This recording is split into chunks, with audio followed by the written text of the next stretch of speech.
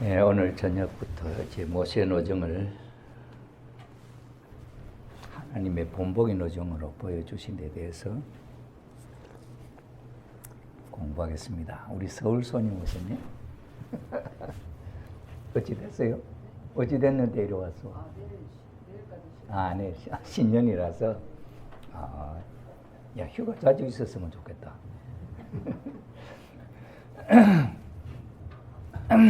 네, 어제 주일날 잠시 말씀을 드렸습니다만은 모세 노정이 어떤 의미를 갖고 있는가 하는 데에 대한 개론적인 이야기를 드렸습니다.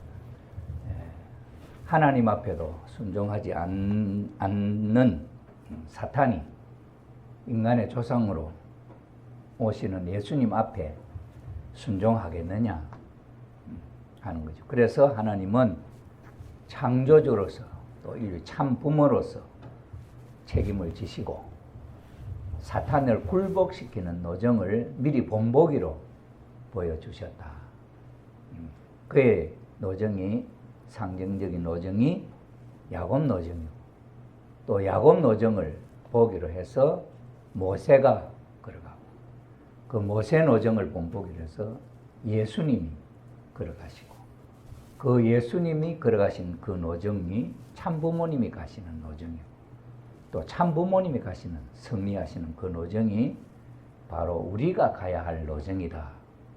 이렇게 하면 먼저 중심 인물들이 걸어가면서 혹시 실수도 하고 했던 내용들 속에 담겨져 있는 내용을 그 다음 중심 인물은 실수하지 않고 모든 것을 성공적으로 복귀해 세워서 아브라함 가정에 있어서 개인 가정을 중심 삼고 세운 승리 노정이 야곱 노정의 승리적인 결실로 나타났다.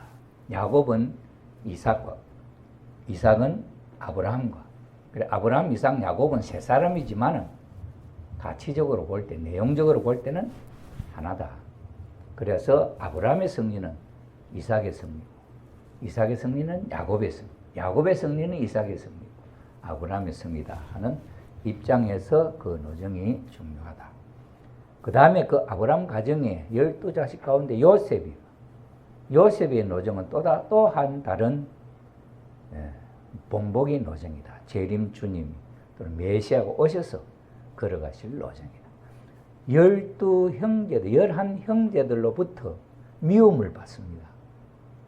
그래가지고는 심지어 죽이불려 하다가 또 깊은 우물에 빠뜨려 놓았다가 그래도 형제들이 마음이 좀 걸리니까 죽이지는 말자. 그러면 죽을 거니까. 그래가 다시 건져내 갖고는 그때 마침 외국 상인들이 지나가는데 그 상인들한테 요셉을 팔아먹었단 말이야. 저렇게 팔아버리면은 그 당시 외국에 팔려가니까 언제 우리가 보겠냐 이렇게 생각을 한 거지. 그런데 그 요셉은 그렇게 팔려가 보디발의 집에 들어가가지고 종살이 하다가 집사가 되고 모든 책임을 살림살이 책임을 다 맡아 하는 그런 신뢰를 받는 인물이래요. 그래가 감옥에 우여곡절 끝에 갔지만은 그러나 30세에 요셉이 30세에 총리 대신이래. 그래서 자리는 한 자리 더 높은 왕이 있지만은 그러나 그 나라를 다스리는 실권을 요셉이가 쥐고 있어. 그래서 그 정치를 잘해서 부모를 맞이하는 그 노정이 요셉이가 참부모님 오셔서 승리하는 노정이다. 그래서 아버님도 기독교의 뜻을 받아들였으면 30세에 왕이 되어가지고 하나님의 나라를 이 땅에 하나님을 모시고 천일국을 이룰 그런 노정이다 하는 거죠. 예수님도 마찬가지. 마리아가 예수님의 뜻을 잘 알고 결혼을 시켜주었으면 30의 왕이 되어가지고 천국을 그 당시에 이루었을 것이다. 그런 이야기까지 본보기로 아버님의 말씀을 보면은 그렇게 나타나고 있죠. 자, 그래서 그렇기 때문에 우리가 야곱의 노정을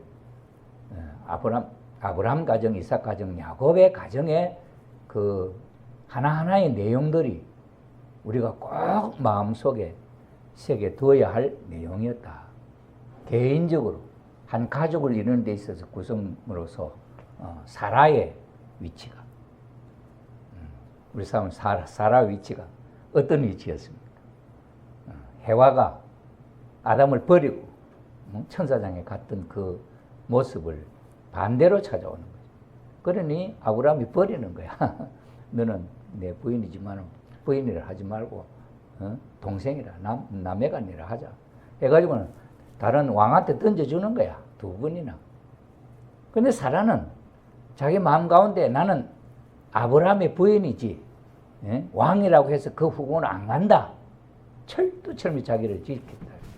그러면서 자기가 단도리를 해서 왕 앞에 자기를 노출시켜서 왕이 조금이라도 마음을 열 수 있는 그런 기회를 안 줘. 그런 면에 있어서 우리가 본체론을 배우면서 절대성 자아주관이라는 이야기를 우리가 들었습니다만 정말 사라야말로 절대성 자아주관, 해와에 잃어버렸던 그 위치를 버려도 다시 돌아오는 그 노정을 인간으로는 최초의 해와를 대신해서 탄감복귀 노정을 걸었다. 이것이 위대한 그 모습을 하나님 보여준 상징적 노정이잖아요. 그런 면이 있어서 부부간에 있었어요. 남편이 설사 무슨 말을 한다고 뭐 어쩌다 살다 보면 야 너 집 가라. 남편이 혹시 섹시한테 우리 지부장님은 그런 소리 안 했습니까? 나는 이거 생각하면 절대 그런 소리는 안 하려고 생각을 했지. 미워한다는 마음까지도 안 가지려고 했는데 그건 안 되대. 그래도 내 마음 속에는 하늘 앞에 다짐했. 아버님이 덴버리 가실 때 그때 내 마음 가운데 다짐했던 게 축복받고 나는 내 사전에는 섹시에 대해서 미움이 없다. 이렇게 하긴 했는데 아니 미움하면 안 일어날 수 있어요? 믿지만은 그런 말을 못해. 또 소리를 못해. 또 사귀고는 또 며칠 지나 또 풀고 나는 며칠 가도 뭐 안 풀 수도 있는데 우리 집사람은 며칠 가면 못 가. 그래 어쩌다 또 돌아오고 내가 먼저 할 때도 있고 이래갖고 풀고 넘어가고 하는데 그렇게 우리는 75년 축복받고 지금까지 그것 갖고 실험하고 있는 거야. 저 이야기가 사라는 저 사람의 생애의 원리를 압니까? 뭘 하는 거야? 참 사라의 섹시로 라반의 부인 아니에요? 그치? 라반의 딸이잖아. 라반의 동생이잖아. 그죠? 외삼촌 집에 그 딸 사라의 부인으로 택할 때부터 이미 하늘이 점지한 사람. 근데 그 사람의 마음속에 벌써 한 생애의 삶이지만은 어머님이 17, 18의 아버님을 만날 때 이미 나는 어떤 사람이 되어야 된다는 걸 아셨다 그런 것처럼 이 사라는 당신이 어떻게 가야 할 걸 이미 아셨다 나는 볼 수 있지. 그런 모델적 노정을 걸었다. 그래 남편이 천대를 해도 자기는 자기 자리를 지키. 그 일을 100살 될 때까지. 몇 살에 결혼했겠어요? 이삭이가 20대 됐을까? 20대 돼서 100살이라고 하면 80년 동안 그렇게 살아온 생애. 그러니 참 위대하죠. 그런 노정을 걸었다. 그 다음에는 리브가, 그 다음에 이삭의 부인 리브가는 모자협조예요. 모자협조에 대해서 어떻게 둘째 아들을 장자 축복을 받게 해야 되느냐 하는 그 원리를 어떻게 알았을까? 해와가 타락함으로 말미암아 인간 아담에게 축복했던 내용이 천사께 빼앗겨버리면 해와 때문에 빼앗겨버렸기는 종한테 빼앗겨버린 종에게 뺏겼다는 그 위치를 가인의 자리에 섰잖아요. 형이 가인 천사장 입장이고 아벨이 동생 입장. 그러니 가인에게 뺏겨버린 가인에게 천사장께 넘겨준 것을 찾아오는 역할을 엄마가 해야 된다. 누구? 아들을 통해서. 아들 누구예요? 남편을 쪼갠 선한 반쪽이야. 야곱이. 그러니 아담을 버리고 갔던 그 마음속에 일심의 가책이 있었잖아. 아 이거 내 신랑 아니구나. 본래 다시 돌아가야 되겠구나 하는 마음이 있었어. 그래 그 마음을 중심 삼고 아브라함이 타락했지만은 반은 착한 마음이죠. 그래 그 반착한 마음을 갖고 잃어버린 반쪽을 찾아오는 거지. 가인에게 빼앗겼던 축복권을 찾아오는 그게 모자협조라는. 모자협조의 그 모델이 아브라함 가정에서 나왔다 이 말이야. 적에서 있었기 때문에 모세하고도 모자 협조, 예수님에서도 모자 협조 없이는 아벨이 갈 수 있는 길이 없다. 자, 이런 입장에 있어서 아브라함 가정이 사라, 이삭 때 아들들이 있었어도 그 부인은 우리는 지금까지 남자를 중심 삼은 혈통복귀에 아버님의 섭리관을 중심 삼고 이것만 익숙해 있었단 말이에요. 그러니 어머님을 중심 삼은 후회와 독생녀를 중심 삼은 하나님의 섭리관, 신령과 진리의 면에 있어서는 덮여 있었다. 그런 이야기를 했죠. 왜 그랬을까? 아버님이 의도적으로 해와를 숨겨놓는 거야. 사탄에게 노출시키면 사탄이 언제 칠지 몰라. 하나님이 요업을 자랑하니까 요업이 사탄이가 막 달라들어 참소했잖아요. 그런데 어머님은 그늘에 사는 것 같이 있어도 없는 분 같이 아버님은 노출시키지 않고 항상 같이 모시고 다니면 사탄이 나타나면 당신이 방패가 돼서 앞에서 사탄을 굴복시키고 이기고 나가지 여성을 내세우지 않아요. 그래서 어머님을 키워가지고 나중에 어머님을 세계적으로 내놓으면서 어머님이 아버님을 전가하잖아요. 아버님이 메시아다, 재림주 메시아다, 참부모다 증거를 하고.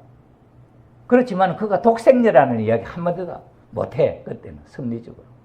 그냥 남편 자랑하는 거지. 남편이 메시아고 남편이 참부모.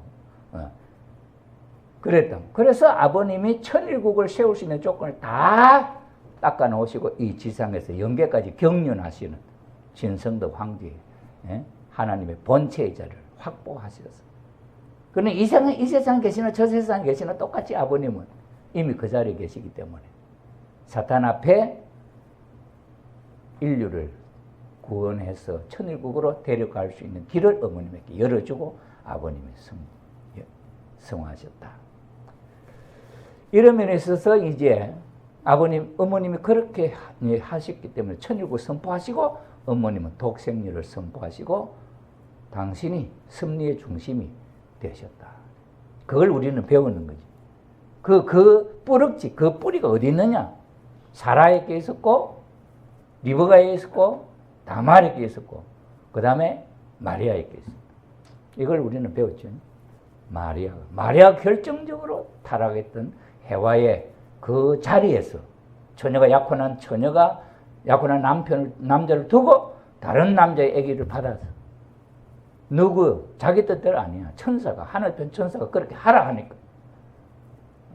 내 처녀인데 그렇게 할 수 있느냐? 처녀인 줄 알지. 처녀니까 그렇게 해라. 주의 계집종이니. 그래서 하나님 앞에 절대 복종하겠다는 거야. 주의 계집종은 주인 앞에 절대 복종이야. 안 하면 죽는데. 그러니 마리아는 스스로가 주의 종으로서 절대적으로 그 말씀 앞에 복종하고 해와는 하나님의 말씀 안 듣고 죽음의 길을 스스로 찾아갔는데 이 마리아는 하늘의 말을 듣고 죽음의 길을 찾아갑니다. 그래서 해와가 죽어서 사탄의 자식을 낳았는데 마리아는 죽어서 하나님의 아들을 낳을 수 있는 심정적 배경이 있어서 예수님이 원죄 없이 태어나실 수 있었던 배경을 혈통복귀를 통해서 베레스가 찾아놓았기 때문에 그런 아들을 낳을 수 있는 엄마만 준비가 되면은 하나님은 때에 따라서 얼마든지 하나님의 아들, 실을 보낼 수 있다. 그래서 그 해와 대신할 수 있는 마리아를 찾았기 때문에 그 마리아의 복중에 하나님의 아기, 독생자의 실을 직접 하나님 심었다. 그래서 태어난 아들이 예수님이니 태어날 때부터 천사들이 와서 모시고 동방박사들이 와서 경배드리고 하는 건 하나님의 표상 증거야, 증거. 하나님의 독생자로. 그렇게 태어난 분이다. 그렇게 태어난 당신 스스로가 하나님의 독생자를 알아. 세리안에는 엘리야로 태어났지만 모르잖아. 이게 중요한 거야. 우리를 축복시켜가지고 신종적 메시아 하늘이 축복을 줬는데 몰라. 그러면 세리안은 똑같아. 알면은 그 자리에 역할을 할 수 있는 거예요. 내 경험에 의하면은 아버님의 혈통복귀 이게 뭔지 나는 통일교회 16살에 들어와갖고 통일교회가 뭔지 몰라. 뭐 가르치는 데인지. 기독교가 뭔지도 몰라. 메시아가 뭔지도 몰라. 예수님이 뭔지도 몰라. 크리스마스가 뭔지도 몰라. 초등학교 졸업하고 친구들하고 한 번 천주교 따라가고. 크리스마스 때인가. 그게 첫걸음. 그 다음에는 몰라. 그런 사람이니 통일교회의 교역장이 됐죠. 교회장이 됐단 말이야. 교회장, 군 책임자가. 그래가지고는 내 스스로가 질문한 거야. 누가 와서 통일교회가 뭐요? 하고 물으면 내가 뭐라고 답변할 수 있냐? 연재씨, 누가 와서 통일교회가 뭐요? 하면 딱 일목요연하게 설명할 수 있겠나? 나는 그걸 스스로 생각을 해보니 군 책임자인데. 통일교회 군 책임자니까 누가 와서 물어볼 거 아니야.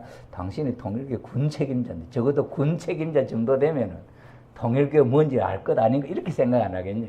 그런데 맹탕해. 내 스스로 물어봐도 아무것도 모르겠어. 이래 고민을 해서 내가 이걸 교회장을 하려면 적어도 뭔가를 알아야 되겠다. 그래 알아보자. 이게 10년을 계획을 세웠어. 30부터 40 될 때까지는 해야 되겠다. 그 다음에 그때 교회장, 지역장, 전도사 해보니까 이력서 쓸 때마다 이게 뭐 중졸 이러니까 너무 창피해. 세상적으로. 실내 내적으로도 그렇고. 이래갖고는 안 되겠다. 적어도 대학교는 나와야지. 이렇게 목표를 했으니. 그러니까 중학교하고 고등학교 가는 거 포기하고 전도사 했으니까. 방송통신교도 고등학교가 생기더라고. 그 다음에 그거 딱 졸업하니까 방송통신대학이 딱 생기더라고. 이래가지고 38에 딱 대학교 학사, 정부에서 좀 학사 자격증을 탄 거야. 그래 놓으니까 처음에 한번 그 통신대학교도 떨어지나 놓으니까 이게 1류, 2류, 3류는 이게 문제가 아니야. 3류도 이거는 하늘이야. 하나님 같아. 예. 대학교 문에 들어가는 게. 그래가지고는 참 졸업을 하면서 그때 찾아봐. 그래서 그때 아버님의 말씀집이 이제 나오기 시작해. 그걸 아버님이 초창기에 뭘 가르치느냐. 그거 알아보면 통일교회가 뭘 가르치는 곳인지 알겠더라. 그 생각입니다. 그래 마침 그때 말씀 선집이 이제 2권부터 1권은 나중에 나왔잖아. 2권부터 막 나오기 시작해. 그걸 읽었지. 자료가 어디 있나? 이거 없으니까 그거부터. 그래서 50년대 초창기로부터 아버님이 뭘 가르친지 그 설교지 팍 읽어보니까 그게 이제 내가 필요한 걸 하나씩 뽑아서 노트에다 적었어. 그러니까 뭐 노트 이만큼 되지 뭐 하는. 그래 그걸 나중에는 이제 컴퓨터가 나와서 정리를 해보니까 그게 혈통복귀야. 10년 동안 그걸 찾아가 정리하는 혈통복귀인데 그 뒤에 아버님이 뭐야 우주의 근본을 찾아서 뭐 이러면 그 혈통복귀 쫙 다 이야기해버려. 10년 찾은 걸 그게 다 한참에 다 이야기해버리는 거야. 이래가지고 그걸 딱 정리하니까 기도하면 천사가 움직이는 거야. 천사가 내 말 듣더라니까. 그걸 논리적으로 이론적으로 그건 내게 아니라도 그걸 이론적으로 내가 정리해서 이렇구나 이해만 해도 천사가 움직이더라니까. 천사가 타락한 인간보다 천사가 높았잖아요. 나는 기독교도 안 다니고 아무것도 안 다녔는데 어떻게 천사가 내 말 들을 거냐. 네, 축복을 받고 이걸 딱 정리하니까 천사가 내 말 듣고 움직이더라. 그러면 천사가 종이니까 내 말 듣는 거지. 양자가 서자가 됐든 양자가 됐든 어쨌든 간에 올라간 거라. 그래 난 나중에 알고 보니 아버님이 왜 재림주냐. 이거 알아서 아버님이 재림주다. 난 이거 확신해. 예수님이 당신 그걸 설명을 안 했잖아. 요한복음 5장 39절에 이 성경책이 나를 증거한다. 그 말인데 누구든 2000년 동안 오늘 4000년 동안 이 기독교 6000년 역사를 통해서 이 기독교 신구약을 다 공부하는데 몰라 예수님이 왜 하나님 아들인지. 독생녀 처녀가 알을 낳았으니까 하나님 아들이지. 그렇게만 생각해. 그거 아니야. 아버님의 말씀에 철두철미 혈통복귀를 통해서 종의 자식이 하나님 아들 자리를 찾아온 거야. 하나님은 그렇게 하나하나 섭리를 했다. 이걸 증명하는 거야. 그래서 아버님은 예수님은 하나님 독생자고 결혼하려고 왔다. 재림은 그래서 어린 양 잔치라는 것은 메시아가 다시 와서 결혼한다. 그러니 그 아는 분이 노아의 때 노아 홍수 심판하고 비둘기를 내보낸 첫 번째, 두 번째는 같은 비둘기라. 아담 후 아담이라. 세 번째 비둘기는 다른 비둘기라. 그리고 후 아담이 아니야. 재림주님이. 그때는 왜 그러냐? 33살까지 하나님 아들이 태어나가 살았기 때문에. 다음에 오는 재림주님은 어린 아기로 태어나는 게 아니야. 신랑으로부터 출발하는 거지. 그래 세 번째 비둘기는 다른 비둘기라 그렇게 표현해요. 그래 참부모님은 이 내용을 아시니까 참부모님, 예수님 말씀에도 그래요. 누구든지 내 말을 듣고 내 말을 믿고 행하면 나의 친구가 돼. 나 똑같아진다. 그러면서 하나님의 아들 된다는 그 이야기가 나와 있어요. 그리고 우리도 아버님보다도 내가 먼저 이걸 알았으면 내가 재림주가 되는 거야. 될 수 있는 거지. 근데 아버님은 태어나면서부터 이미 하나님이 가르쳤어. 3살 때 벌써 타락론을 답이 알았다 하잖아요.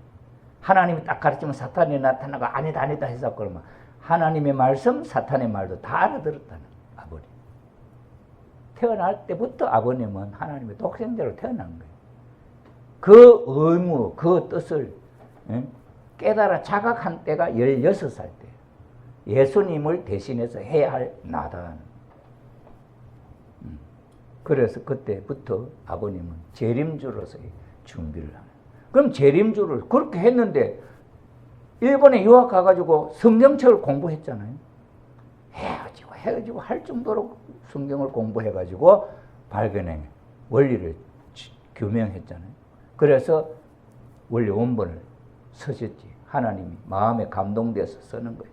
지금까지 배웠던 내용을 딱 정리하는 거예요. 연필 깎아 당하기가 바쁘다 그랬지, 김원필 선생님.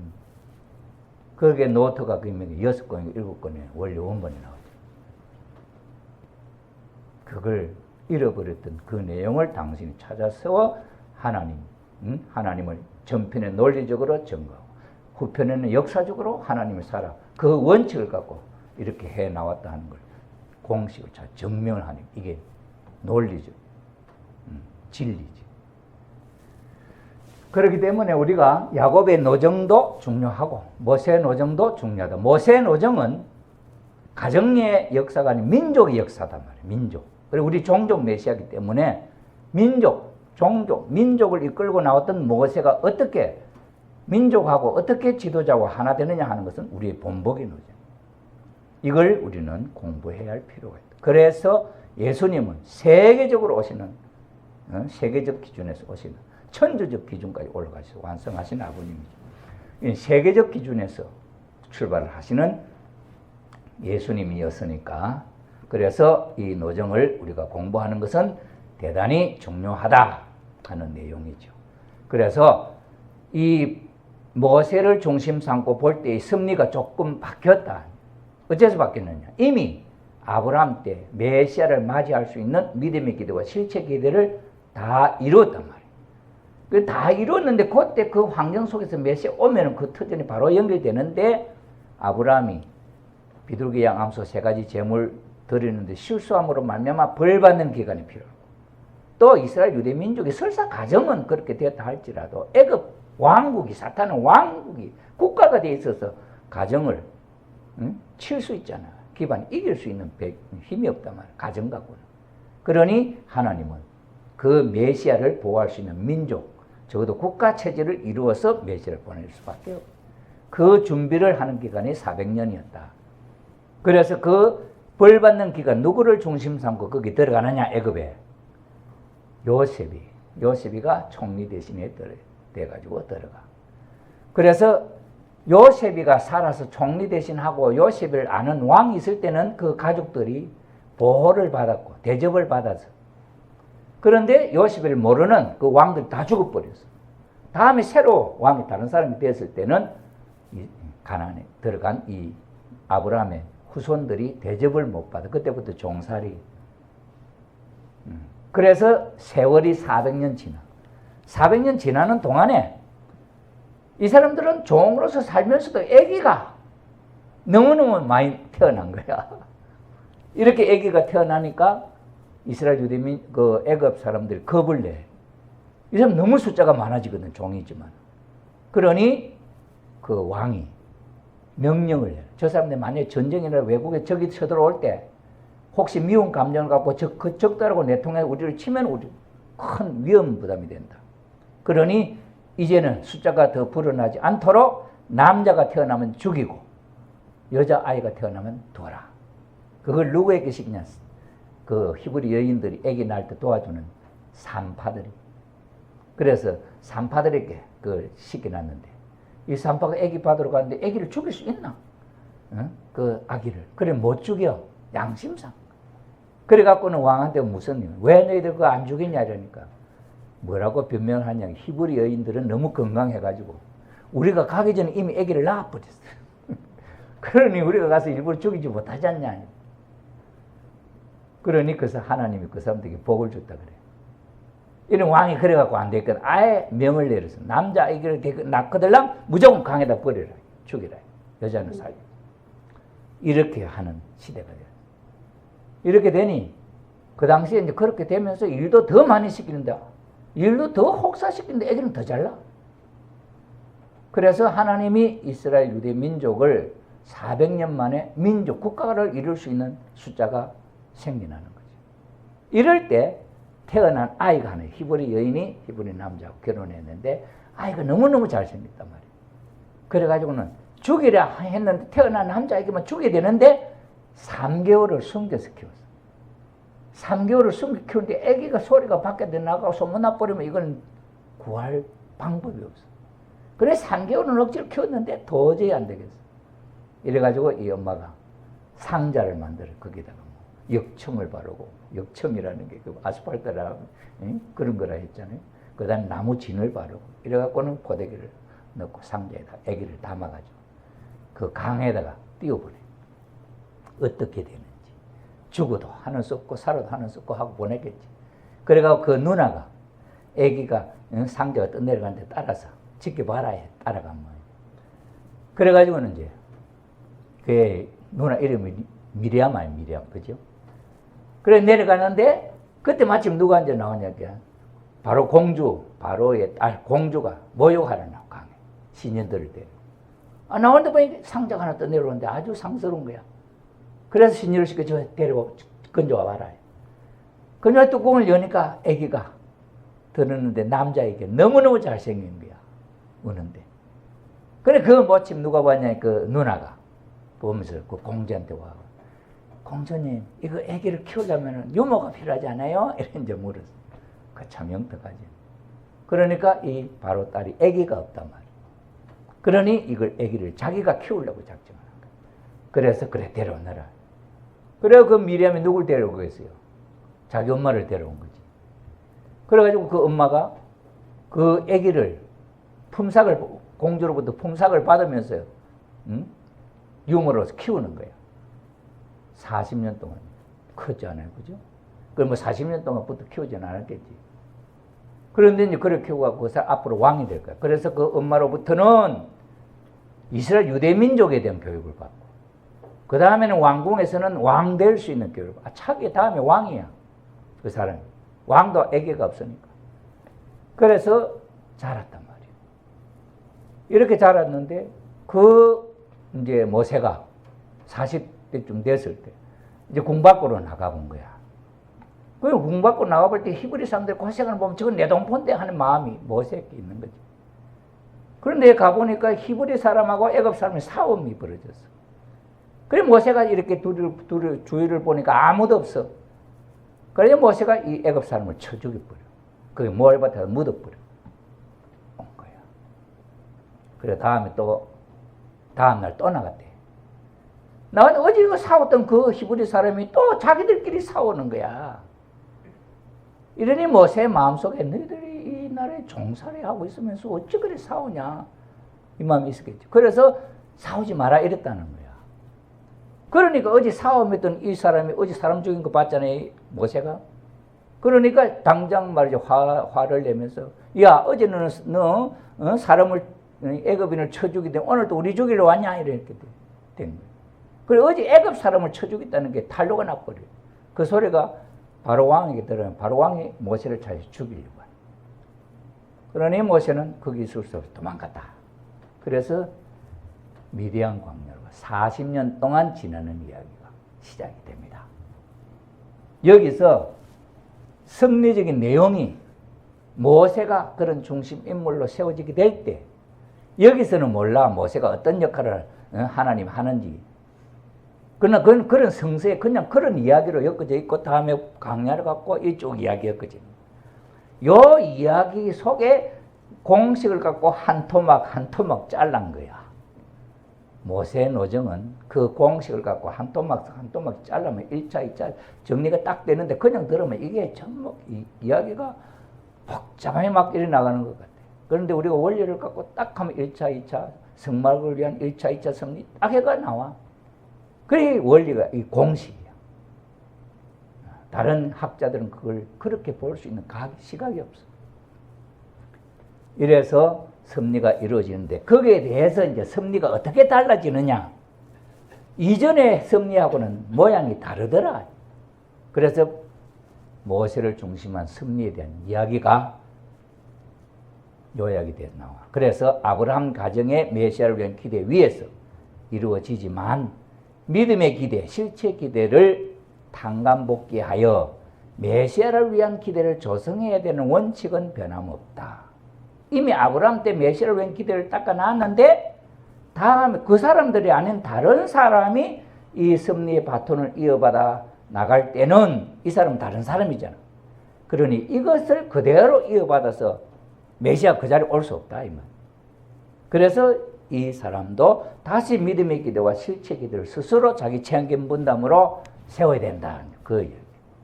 그리고 그 원칙은 변함이 없다. 그건 공식이다 이 말이죠. 그래서 중심 인물이 달라졌기 때문에 그 책임을 다하지 않으면 뜻을 이어받을 수 없다.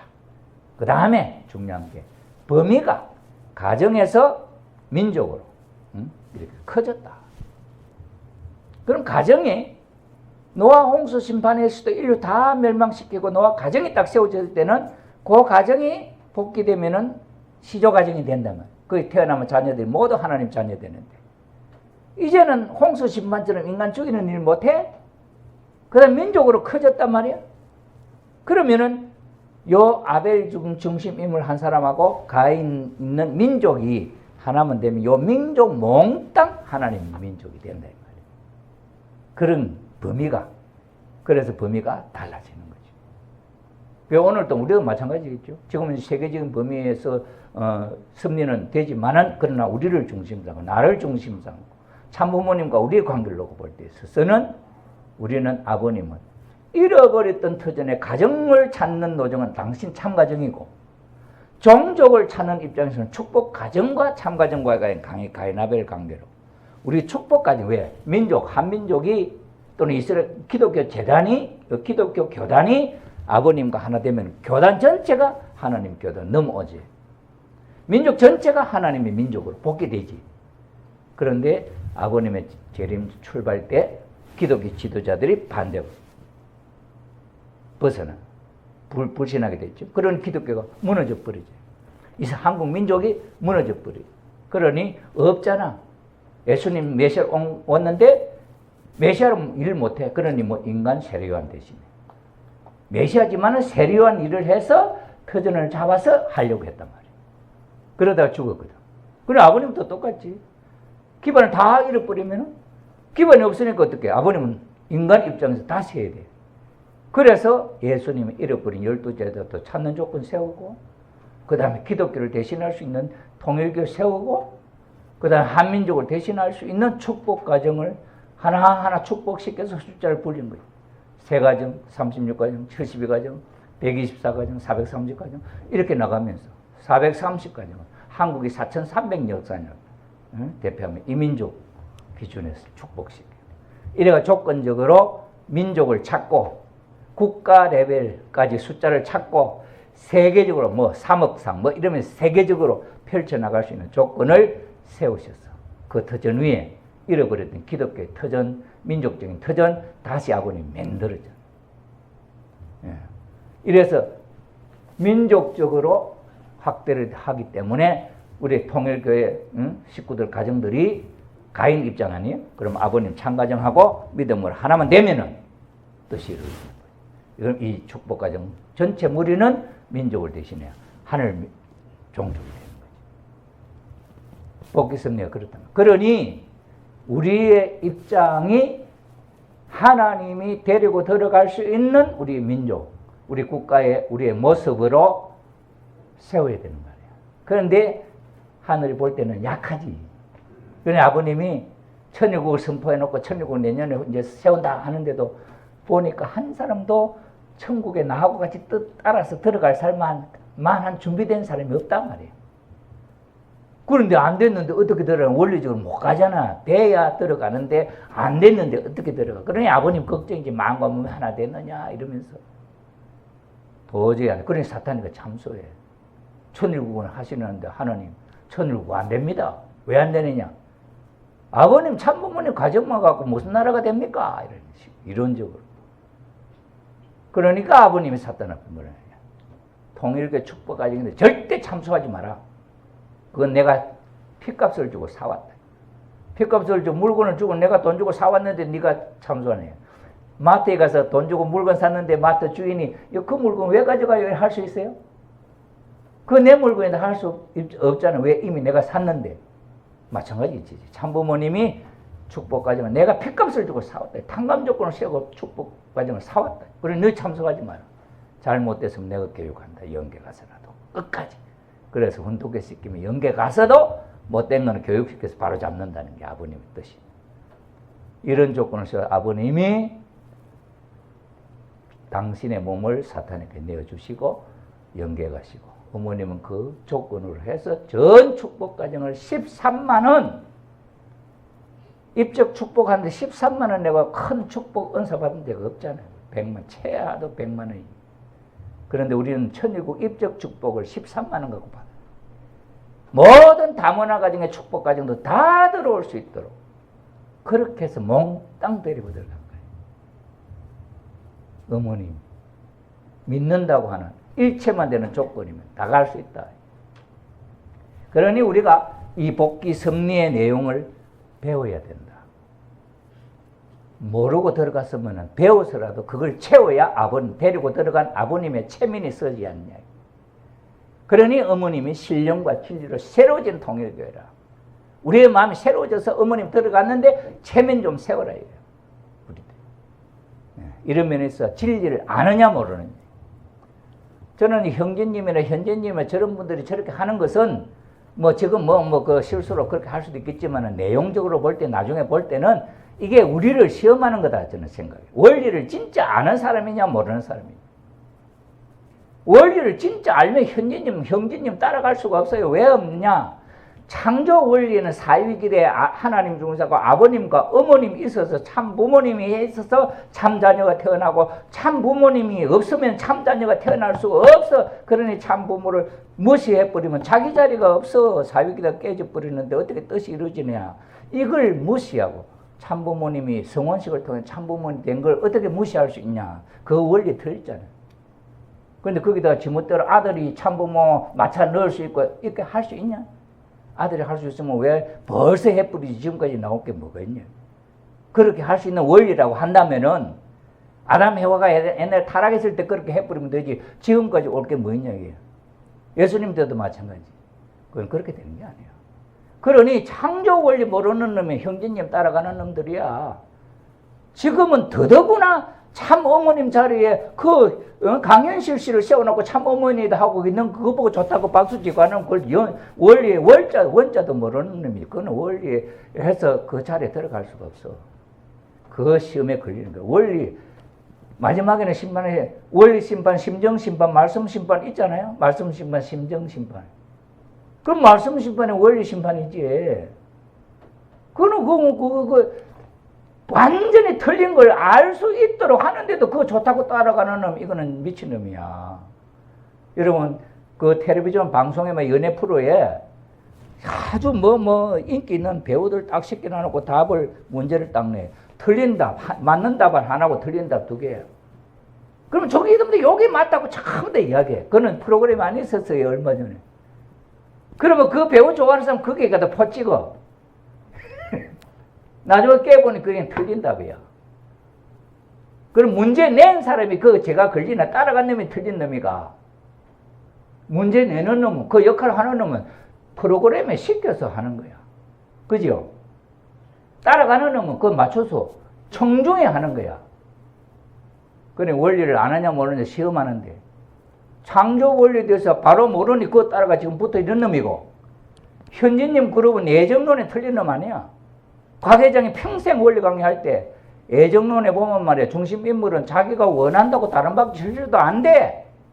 하나님이 원하는 사람, 하나님이 원하는 때, 하나님이 원하는 장소에서 하나님이 필요한 사람을 선택했었는데 왜 나 안 해줍니까? 못한다 되어 있잖아. 애정은. 그런데 현재님 자기 선택 안 해준다고 데모하면 그게 애정론에 틀린 거 아이가. 그거 따라가 쫓다가 하면 그 애정론 모르는 놈들 아이가. 그렇잖아요. 그럼 뭐 천국에 들어가는 마지막 천일국 백성으로 들어가는데 원래 시험 치고 이래 시험 치는데 다 떨어지는데 그 들어가려면 어디 있냐 이거. 그러니 어머님이 그들은 걱정하지 말고 네 갈 길을 가라. 이 말은 무슨 말이에요? 내일 모레 천일국 들어갈 때 천일국에 너는 확실히 들어갈 수 있는 사람이 네 자신이 되라 이 말이야. 어머님 말씀이에요. 그런데 우리가 그걸 안 해요. 그러면서 신종종 메시아는 족장하니 왕 아니야. 종조 왕 족장하니. 그런 자리까지 축복으로 주는데 종종 메시아가 뭔지 무엇이도 뭔지 이렇게 살면 됐냐. 그냥 복이라는 것은 알면은 그게 쉬운 복이고 모르면은 아는 것도 모르는 거예요. 나중에는 땅을 치고 통곡을 하게 돼요. 그건 줄을 내가 몰랐다. 그때 가서 그건 줄 몰랐다 그러면 어째 되노? 나는 현지님의 아버님이 후계자라고 축복을 해주시고 그랬으니 그게 맞는 줄 알고 따라가도 그건 나중에 해봐야 그 소용없어. 천사 앞에 가서 뭐 사탄 앞에 가서 체면 세울 수 있어? 네가 그래 놔놓고 원리를 안 하는 놈이야 이래 버리면은 천사 앞에도 부끄러워서 자기가 나는 하나님 아들도 소리 못해. 이러니 스스로 자기 자신이 그런 기준을 세울 수 있는, 그래서 신령과 진리를 갖고 공부를 다시 해라 이거예요. 이런 이야기. 이러니 우리가 이런 면에 있어서 모세의 노정을 배우는 거예요. 그런 믿음의 기대를 세우는 입장의 중심 인물이 모세다. 그럼 지금까지는 뭐 중심 인물이 하나님이란 말이 없어요. 아브라함도 하나님 아니에요. 노아도 그 방주의 주인이 하나님 위치다 이런 이야기 했는데 잠시 하고는 그 다음에 말도 안 해. 그런데 모세 노정에는 모세는 그 위치가 하나님이야. 뭐 바로 앞에 하나님이야. 하나님 그렇게. 그래서 하나님 대신 입장이다. 인간이 모델로 세우는 거예요. 그럼 나중에 보세요. 예수님은 하나님 대신이죠. 하나님 그 속에 들어오잖아요. 참부모님은 하나님 대신이죠. 하나님이죠. 하나님 참부모님 들어가 하는 본체가 되셨잖아요. 그러면 중심 인물은 그래요. 그래서 중심 인물 모세의 위치는 하나님 대신 신의 입장. 그 다음에 예수님의 모델 모의자다. 그 다음에 가정 환경이 있어서 모세 사는 모습도 봐요. 아기가 3개월 동안 엄마가 숨겨줘서 모자 협조라. 모자 협조. 아기 죽을 뻔했는데 엄마가 숨겨서 모자 협조를 했어요. 그 다음에 바로 궁에 들어가서 그 아기를 길러 철들 때까지. 그러면 모세 엄마는 유모의 자격으로 들어가가지고 자기 아들을 앞으로 그 왕궁의 왕자가 될 사람을 기르는데 철두철미 선민사상을 가르쳐줬다. 이 히브리 여인. 그래서 모세는 이스라엘 사람하고는 한 번도 왕래가 없는데 왕궁에 나와서 이 히브리 사람이 싸우고 있는 모습을 보고 마음속에 뜨거운 피가 끓었다. 내 종족이 종살이 하는 것도 원통한데 저놈 또 애굽인한테 맞고 있다 이게. 그래 얼마나 화가 났겠어 마음속에. 애국심이지. 그래 그 마음을 일으킬 수 있도록 밑바탕 심정교육 누가 시켰냐? 엄마가 시킨 거야. 엄마. 이게 엄마의 역할이다 이 말이야. 엄마 모자 협조해. 엄마의 역할. 축복받고 그저 밥 해주고 키운다고 그게 엄마 역할 아니야. 그러니 이스라엘 유대 민족이 원래 아버님을 모셨으면 기독교 신도들이 철두철미 잘 믿는 지도자들이 아버님을 모셨으면은 그거 잘할 거냐. 근데 우리는 모르잖아. 내 자신부터 기독교가 뭔지 예수님이 누군지 몰라잖아. 그러니 그런 사람들이 우리가 통일교인대가 축복받았는데 뭘 가르치겠냐. 성경책은 한 번도 안 읽어봤어. 여기 오신 분 중에 성경책 한번 읽어본 한번 손 한번 들어봐.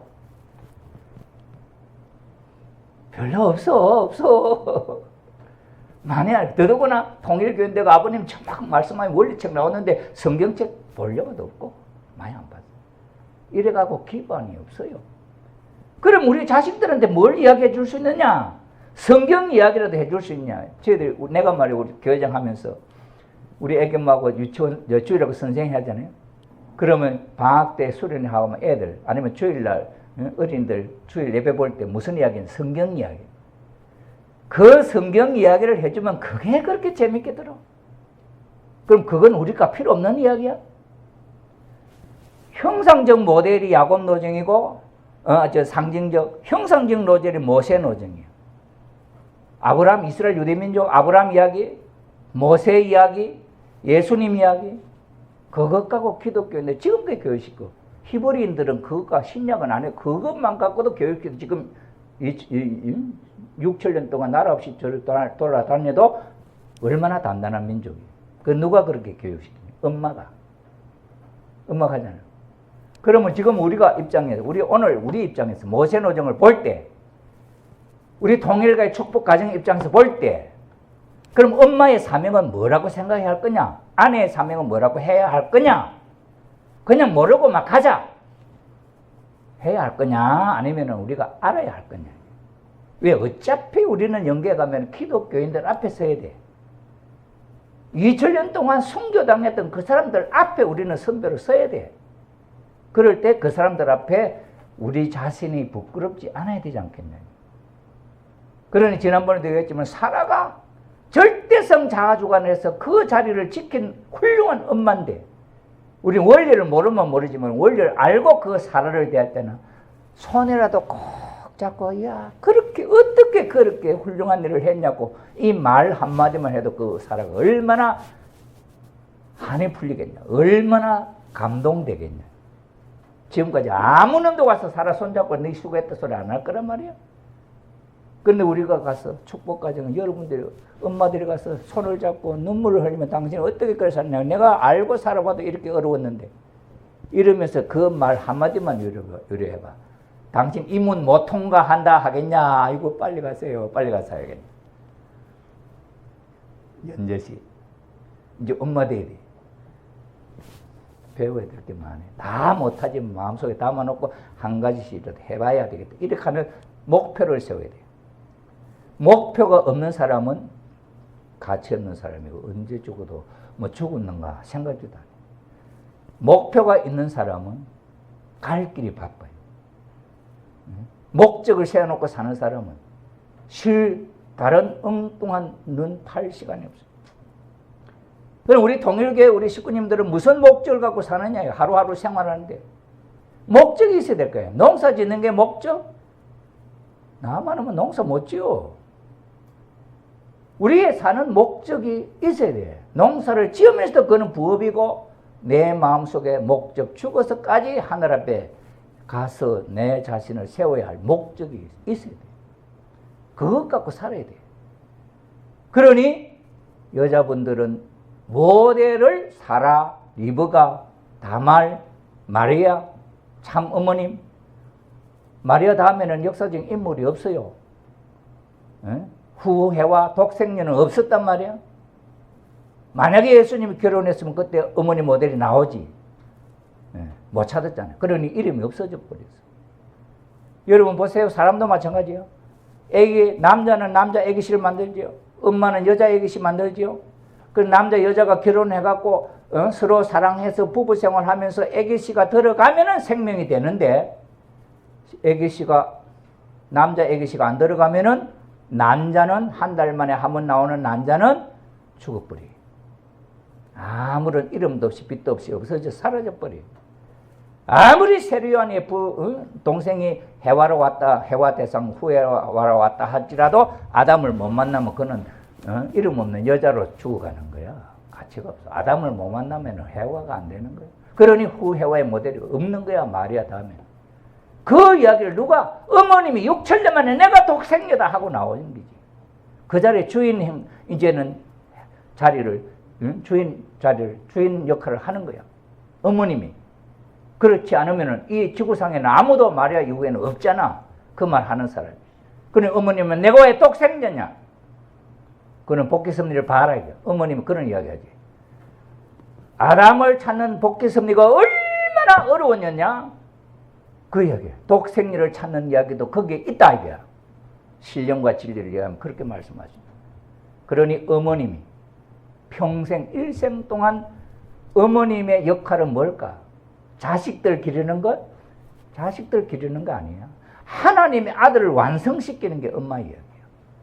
아버님은 자식들이 문제 아니라 어머님을 하나님의 부인으로 완성시키는 것이 아버님의 첫째 목적, 인생의 목적이야. 그 목적이 이루어지면 자식은 언제든지 다시 나올 수도 있고 다시 교육시킬 수도 있고 다 할 수 있어. 모델이 안 나오면 안 돼. 이것이 아버님, 어머님이 일생 동안 살아오신 목적이다. 그러니 자식을 주고도 인류 가인을 살리기 위해서 희생시키면서도 이 일하고 당신의 모델이 되는 거지. 아버님, 어머님 모델이 되는 거야. 이 가치를 모르는 사람들은 어찌하여 아버님은 참가정, 참부모를 하며 자기 자식도 하나 간수 못하느냐?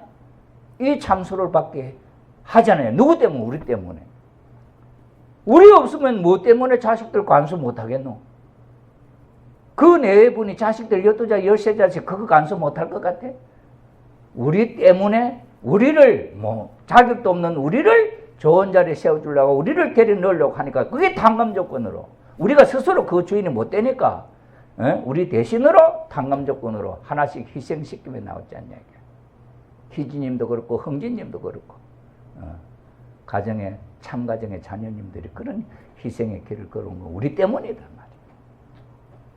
그런데 그 참소를 우리가 해서 되겠냐. 우리 식구들이 하잖아. 우리 식구들이 아버님이 참부모를 하면서 어째 형제님하고 현재님 저쪽 거라지 하도록 그냥 내놓고 있냐. 이게. 자기 가정도 하나 못 간수하는데 우리가 어떻게 참부모라고 믿을 수 있냐고. 이 큰 사탄 아니에요? 큰 사탄이에요. 섭리의 뜻을 모르는 큰 사탄. 그러면서 아버님, 어머님의 가슴을 못 박는 거예요. 우리 때문에 아버님, 어머님, 우리 때문에 참가정의 자녀들이 저렇게 희생했구나 하는 이 말 한마디를 못 하잖아요, 우리는. 심정적으로 진짜 그런지도 모르잖아. 마음이 통하지 않잖아요. 그죠? 이러니 어머님의 역할이라. 그런 면에 있어서 우리는 내 인생의 목표를 정해놓고 그렇게 살아야 돼. 나는 지금 살다가 아버님 앞에 하늘 앞에 가더라도 내가 축복받고 참부모님의 이상적인 가정의 부부에 대한 이야기를 나는 그것 갖고 지금까지 지키려고 내 색시와 내 마음, 내 사전에는 미움이 없다는 마음을 갖고 아버님처럼 이렇게 살고 노력하다가 왔습니다. 그러면 하나님이 이놈 아직도 부족해 가! 이래 하겠냐? 아이고 고생했다 이러겠냐? 일생 동안 뭔가 뜻을 붙들고 하나 실험하는 것이 될 거 아니에요. 여러분들은 목표를 인생의 목표를 삶의 목표를 어디다 뭘 갖고 둘 거냐. 그러니 이런 데서 우리는 모델을 갖고 내 마음속에 사라라고 하는 사람을 내 마음의 모델로라도 아니면 리브가라는 사람을 내 마음의 모델로라도 마리아라는 사람을 내 마음의 모델로라도 하나님의 뜻 앞에 이렇게 하라면 이렇게 저렇게 하라면 저렇게 마치 이삭처럼 죽이든지 살리든지 하나님의 뜻대로 아버지 뜻대로 하십시오 할 수 있는 사람이 되냐. 우리는 그래 못 되잖아요. 여러분 죽일래 해봐. 여러분 당장 교회장 자리 뺏어버리니까 전부 다 반대해. 왜? 먹고 살라고 이게 붙어있는 거예요. 먹고 살라고. 그러니 옛날에 교회장 시켰다가 면 시켜보니까 막 난리가 나기도 하고. 그래 아버님 그 훈련 시켰지 막 이래 바꿨다 저래 바꿨다 촌에 보냈다가 막 어했다 면 시켰다가 뭐 온 식구도 막 니도 해봐라 다 시켜. 그래 니도 나도 해봐라 하니까 그게 진짜 뭐 감투인 줄 알고 말이야. 준비된 거 없이 막 가서 행세를 하려 하다 사람 많이 죽이고 심정적으로 상처받게 하고 하잖아요. 그죠? 정말로 우리가 이런 심정적인 내용을 알면은 뭔가 생각을 달리 해야 될 건데 우리 모르니까 그렇다. 오늘날 그 온당고라는 그 치료자가 어머님을 만나고 부터 한번 보세요. 그 온당고라는 그 대주교가 이번에 하와이 그 코나 농장에 가 커피를 이걸 아프리카에 보급한다는 게 이거는 막 입을 다물 줄 못해. 어머님의 사랑이 이렇게 정말 이게 실천이고 이렇게 보장되는. 왜 지금까지 아프리카에는 선진국에 전부 다 원료 착취하고 전부 다 못 살게 내버려 뒀는데 어머님은 아프리카를 잘 살게 할 수 있는 걸 최고의 조건을 갖춰가지고 기술을 가지고 고급 기술을 전수해 주면서 다 알려주겠다. 이런 아버님, 어머님 어디 있냐. 세계적인 기술을, 세계 고급 기술을 전부 다 평준화시키려고 하는 어머님이잖아요. 이러니 세계 지도자들이, 국회의원들이, 의원연합에 참여하고 부모님을 모시는 이유 여기 있잖아요. 우리는 모르면서 욕하고 있는데 그 사람들 한 번 딱 듣고 그렇게 나는 이 자리에 아무리 몰아내도 나는 이 자리. 왜? 어머님이 하나님이다. 독생녀다. 그러면서 대주교가 로마 대주교를 왜 그러냐 하지 마라 하니까 반대하니까 우리는 사포 내버려. 거기는 우리는 문선명 참부모님의 대주교다. 참부모님의 주교다. 이렇게 나와버렸어요. 우리는 그렇게 못했잖아요. 지금까지. 그러니 이런 노정들은 우리에게 정말 모델이 될 수 있다. 그러니 이걸 우리가 배워야 돼요.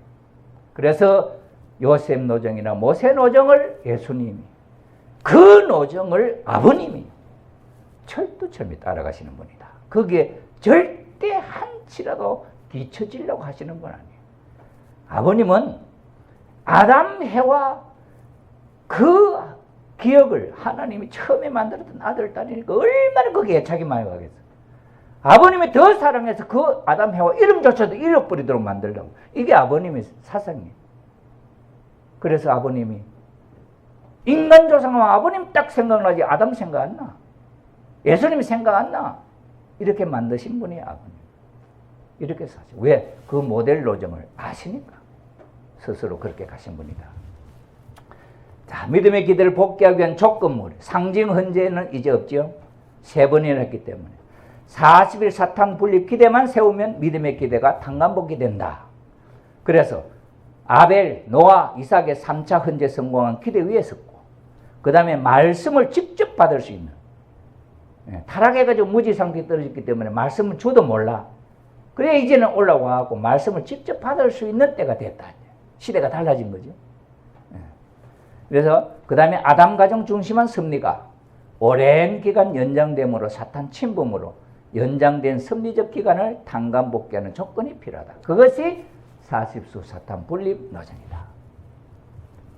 40수라고 하는 기간, 우리는 하루 한 번 오늘 내 마음을 딱 믿는다고 작정해갖고 내일 틀어지면 안 된다. 아브라함의 부인 사라를 얼마나 달아봤어. 100년, 100살 될 때까지 남의 집 왕의 첩으로, 왕의 부인으로 갈 수 있는 기회를 2번이나 주면서 하나님이 시험했어요. 사라의 마음이 요지부동이야. 그러니 하나님이 사랑하는 이삭을 아들로 줄 수 있었다. 이것이 교훈이다 이 말이죠. 자, 그래서 믿음의 기대가 세워지게 된다 하는 얘기, 성서에 나오는 이야기도 있고. 자, 그래서 실체 기대 한번 봅시다.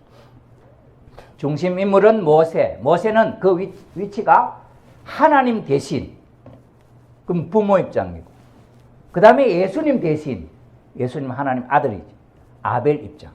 그래서 이때부터 모세 중심 인물은 민족 앞에는 부모 입장도 되고, 다시 오시는 재림주님 앞에, 메시아 앞에는 차자 아벨 입장이다. 이런 입장. 그래서 두 위치를 중심 인물은 갖게 돼. 그걸 보여줘. 모세가 바로 앞에 하나님, 그 다음에 오실 예수님 앞에는 자녀 입장이에요. 메시아 앞에는, 그 메시아 기대를 세우는 중심 인물이니까 오는 메시아 앞에는 자녀 입장이다. 그 말이죠. 그 다음에 예수님 앞에 선지자 사명하니까 자녀 입장이다. 이 말이죠. 예, 아벨 보세요. 아벨. 우리가 아담 노정도 배울 때 아벨은 누굽니까? 가인 아벨은 아담의 자식 아니에요. 그럼 아담의 자식 할 때는 아담 부모 앞에 자식인데, 가치적으로 볼 때 아벨의 그 위치는 아담을 대신하는 입장에 하나님 앞에 제사 지냈으니 아버지 입장도 되고 아벨 입장도 되고 그런 모델이 나왔다. 마찬가지로 모세가 그랬다는 모세가. 하나님 입장이고 그 다음에는 차자 입장, 아벨 입장도 된다. 이스라엘 유대민족 앞에 이스라엘 유대민족은 가인이고 모세는 아벨. 이런 입장입니다. 그러니 타락성을 벗기 위한 민족적인 탕감 조건 세우면은 민족적인 실체 기대가 이루어진다. 이래서 메시아를 위한 기대가 이루어지면 민족적인 믿음의 기대, 민족적인 실체 기대 위에 민족적인 메시아를 위한 기대. 그 민족, 모세하고 이스라엘 유대 민족이 하나 돼서 메시아 오면은 요 민족 전체는 하나님의 자녀로 복귀된다 이 말이에요. 그런 입장이다. 그래서 이스라엘 민족은 메시아로 말미암아 중생해서 원죄를 청산하고 하나님의 심정과 일체 창조 본성을 복귀해서 완성실체가 된다. 요게 이제 공식이죠. 자, 지금까지 말씀을 다 많이 한 내용인데 요걸 원리를 공식에다가 적용해가지고 설명하는 거예요. 1차적 민족적 가난 복귀 노정.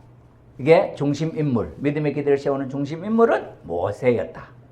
그러나 그 모세의 인간성은 누가 준비했어요? 엄마가 모자 협조를 통해서 엄마가 준비하고 자기 스스로가 이스라엘 유대 민족의 중심. 나는 왕, 애굽의 왕이 아니다. 이스라엘 유대 민족이 내 민족이다. 그런 생각을 갖고 있는 모세지. 자, 그 다음에 40수 사탄 불림 노정이 뭐냐? 바로 궁중 생활에 모세가 40대일 때까지 사는 거예요. 그때 나가서 애굽인을 쳐 죽이고 할 때 그때 40대란 말이에요. 그래서 그 기간이 바로 궁중 40년이 이게 믿음의 기대를 세우는 조건이 돼요. 조건. 그 다음에 실체 기대는 모세가 중심인물이죠. 그러니 모세가 마치 아벨이 믿음의 기대를 세우는 중심인물, 실체 기대를 세우는 중심인물이 아벨이듯이 모세가 그런 입장이다. 믿음의 기대를 세울 때는 아버지 부모 입장이고 실제 기대를 세우는 이스라엘 유대민족 앞에는 아벨 입장이에요. 그런 입장이에요. 그래서 차자 아벨 입장이에요. 조건은 모세에게 이스라엘 유대민족이 순종하는 게 하나 되는 거지요. 이것이 조건이에요. 그래서 모세가 애굽인을 쳐 죽일 때 그때 이스라엘 유대민족이 모세는 왕궁에 살았지만은 우리를 사랑하는 지도자구나 이렇게만 백성들이 이해했으면은 일사천리로 뜻이 이루어질 수 있었다. 그런데 이스라엘 유대민족은 모세를 몰라. 모세의 마음이 저 호화로운 궁중에서 자랐기 때문에 어찌 우리를 알겠냐 이렇게 생각합니다. 이래서 애굽인을 쳐 죽인 것을 저거 스스로가 고발을 한 거지. 모세가 애굽인을 쳐 죽였다고. 이러니 가인 아벨이 하나 안 됐잖아요. 이래서 이 모세가 애굽인을 쳐 죽여요. 그 다음에 이스라엘 유대 민족을 이끌고 이제 가나안으로 복귀하는 출발을 하려고 했는데 내적으로는 이걸 못했다. 그래서 천사장이 인간 조상 타락시키고 가인이 아벨을 살해한 것과 같이 가인 입장에는 이스라엘 사람들이 히브리 사람이 모세가 애굽인을 쳐 죽인 것을 고발함으로 말미암아 사랑하는 입장이 못했다. 마치 살해한 것과 같다 이 말이지. 그 다음에 모세가 애굽인을 쳐 죽인 것은 바로 궁중에 미련을 끊고 가도록. 그게 없으면은 또다시 돌아갈 수 있다게 애굽으로. 모세 자신도 하나님 그거 믿을 수 없어. 이래서 애굽이 모세로 하여금 바로 궁중에 미련을 끊도록 그렇게 하는 조건으로 애굽인을 쳐 죽이게 했다. 발로 됐지만 탈로 났지만 도망가고 2차 승리 3차 승리도 모세는 그런 심정으로 하는 거지 이제. 그 다음에 이스라엘 민족 앞에 애국심을 보여주고 믿게 하기 위해서 애굽인을 쳐 죽였는데 그건 못했다. 우리도 마찬가지. 우리 식구님들도 아버님 어머님 하시는 일을 못 믿어. 아버님 어머님이 치고 재산 치고 하려고 하는 것 같지. 막 이렇게 중상모를 하기도 하고. 이럴 수 있잖아요. 이게 다 여기 해당되는 거예요. 중심 인물에 대해 아브라함이 이삭을 죽이려고 할 때 아버지가 나를 죽이려고 한다 생각지도 안 했어. 이삭은. 그런 입장에서 우리가 아벨을 대하는 가인의 입장이 어떤 마음이 되어야 하는가 하는 것을 우리들에게 잘 보여줍니다. 이래서 애굽인을 쳐 죽인 게 탈로 났기 때문에 1차 승리가 실패로 돌아갔다 하는 것을 우리가 알고 오늘 여기까지 모세 노정을 살펴봤습니다. 네, 기도드리겠습니다.